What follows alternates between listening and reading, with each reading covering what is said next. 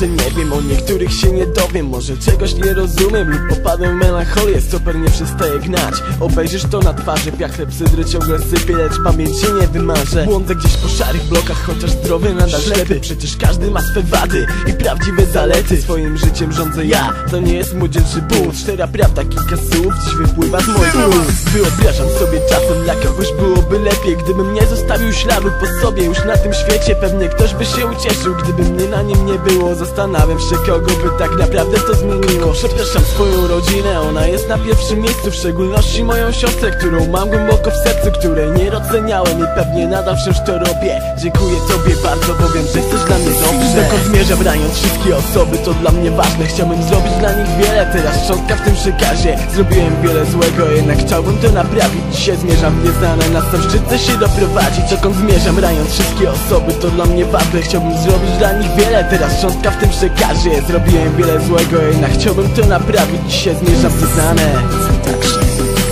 Zapisany list na starożytnym papirusie. Tyle, że wersje słyszalne nie pas wzrokiem, usłysz uchem. Poprawa stylu życia była syzyfową pracą. Dusza zwyciężyła z ciałem, ludzie ziarna życia sadzą. Czuję w sobie dwie osoby, im daleko od przyjaźni. Jedna silna, druga słaba, jakby rozdwojenie jaźni. Każdy człowiek na tym świecie chce się dobrze ustatkować. Każdą krzywą linię bycia chce na nowo wyprostować. Obrócić w pół to wszystko, co jest dla mnie wokół wrogie. I jednocześnie wierzyć, że są osoby gdzieś dla mnie drogie. Zero wątpliwości mam, bo takie są tu na pewno. Czy to działa w dwie strony? Trafiłem w pytania senno. Kilka ostatnich liter glącze liryczne moje wersy. Wierzyć będę tylko w to, co jest dla mnie dziś najważniejsze. Dłoń na pustej kartce, mój głos powoli drży.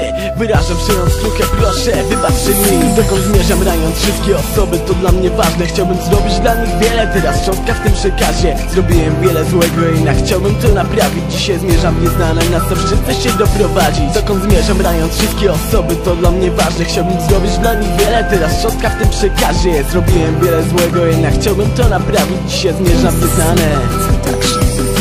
Całe me życie jest wielką tajemnicą. To mój dekalog, schowany w arce przymierza. W rękach Boga pełna księga mej dobroci i zła.